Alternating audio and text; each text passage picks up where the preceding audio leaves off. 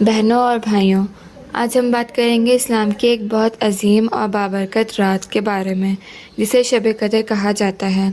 شب قدر وہ رات ہے جس کی فضیلت اور برکت قرآن مجید میں بیان کی گئی ہے۔ اللہ تعالیٰ نے پوری ایک سورت اس رات کی عظمت بیان کرنے کے لیے نازل فرمائی جو سورہ قدر ہے۔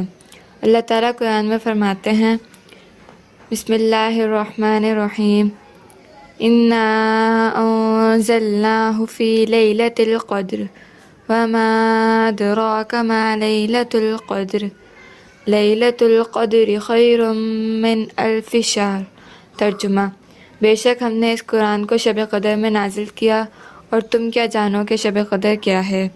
شب قدر 1000 مہینوں سے بہتر ہے۔ بہنوں اور بھائیوں، 1000 مہینے تقریباً 83 سال اور 4 مہینے بنتے ہیں، یعنی اگر کوئی شخص اس رات عبادت کرے تو اسے 83 سال سے زیادہ عبادت کا ثواب مل سکتا ہے۔ اسی رات میں اللہ تعالیٰ کے حکم سے فرشتے زمین پر نازل ہوتے ہیں۔ قرآن میں فرمایا گیا، تنزل الملائکۃ والروح فیہا بإذن ربہم من کل امر۔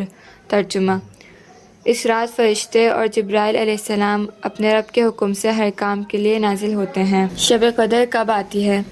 رسول اللہ صلی اللہ علیہ وسلم نے فرمایا، شب قدر کو رمضان کے آخری عشرے کی طاق راتوں میں تلاش کرو، یعنی 21، 23، 25، 27 اور 29 رمضان کی راتوں میں شب قدر کو تلاش کرنا چاہیے۔ بہت سے علماء کے نزدیک 27 رمضان کی رات کو شب قدر ہونے کا زیادہ امکان ہوتا ہے، لیکن اصل حقیقت اللہ ہی بہتر جانتا ہے۔ بہنوں اور بھائیوں، رسول اللہ صلی اللہ علیہ وسلم رمضان کے آخری عشرے میں عبادت بہت زیادہ کرتے تھے۔ حضرت عائشہ رضی اللہ عنہا بیان کرتی ہیں، جب رمضان کا آخری عشرہ آتا تھا تو رسول اللہ صلی اللہ علیہ وسلم راتوں کو عبادت میں گزارتے، اپنے گھر والوں کو بھی جگاتے اور عبادت میں زیادہ محنت کرتے تھے۔ شب قدر میں کون سی دعا پڑھنی چاہیے؟ حضرت عائشہ رضی اللہ عنہا رسول اللہ صلی اللہ علیہ وسلم سے پوچھا کہ اگر مجھے شب قدر مل جائے تو میں کیا دعا پڑھوں؟ تو نبی کریم صلی اللہ علیہ وسلم نے فرمایا، اللہم انک عفو تحب العفو فاعف عنی۔ ترجمہ: اے اللہ، بے شک تو معاف کرنے والا ہے اور معافی کو پسند کرتا ہے، بس مجھے معاف فرما دے۔ بہنوں اور بھائیوں، شب قدر ہمیں ایک بہت بڑا موقع دیتی ہے کہ ہم اللہ تعالیٰ سے اپنے گناہوں کی معافی مانگیں اور اپنی زندگی کو بہتر بنائیں۔